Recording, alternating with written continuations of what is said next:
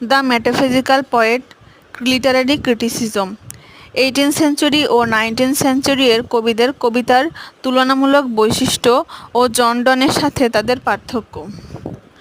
1800 century এর কবিদের সম্পর্কে বলা হয়েছে, তারা ছিলেন ইন্টেলেকচুয়াল, তবে তাদের অনুভূতি শক্তি ছিল না। আবার 1900 শতাব্দীর কবিরা ছিলেন অনুভূতিপ্রবণ কিন্তু ইন্টেলেকচুয়াল ছিলেন না, অর্থাৎ তাদের রাইটিং কোয়ালিটি আলাদা ছিল। ইউনিফিকেশন অফ সেন্সিবিলিটি এই জন্যই তাদের রাইটিংয়ের মধ্যে ছিল না।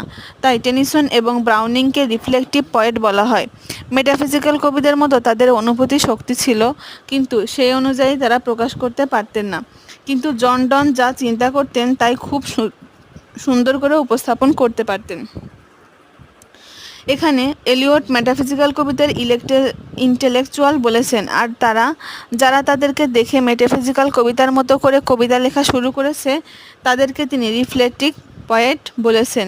এই রিফ্লেকটিভ পয়েটদের কবিতায় মেটাফিজিক্যাল গুণ ছিল না, বরং তারা অন্য ধারায় চলে গেছে।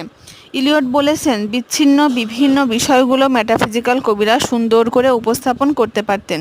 যেমন কোনো গোলাপের সুগন্ধ পেলে এর সেন্ট কেমন তা ওয়ার্ডের মাধ্যমে সুন্দর করে তারা উপস্থাপন করতে পারতেন। এটা হচ্ছে সেন্স অফ ইমাজারি।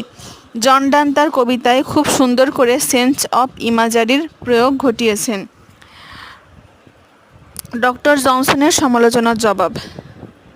এরপর ডক্টর জনসন মেটাফিজিক্যাল কবিদের ব্যাখ্যা করতে গিয়ে যে ডেফিনেশন দিয়েছেন এলিয়ট তা নিয়ে আলোচনা করেন। ডক্টর জনসন তার দি লাইফ অফ কাউলে-তে মেটাফিজিক্যাল কবিদের রাইটিং কোয়ালিটি সম্পর্কে বলেন, the most heterogeneous ideas are yoked by violence together.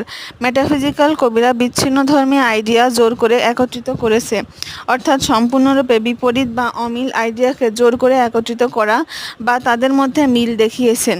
Metaphysical কবিরা এই জায়গায় টি.এস. ইলিয়ট বলেন, এভাবে বিচ্ছিন্নধর্মী আইডিয়া একত্রিত করে দেখানো কবিতার ইউনিক একটা বৈশিষ্ট্য। এটা ইংরেজি সাহিত্যের কবিতায় অনেক আগে থেকেই রয়েছে।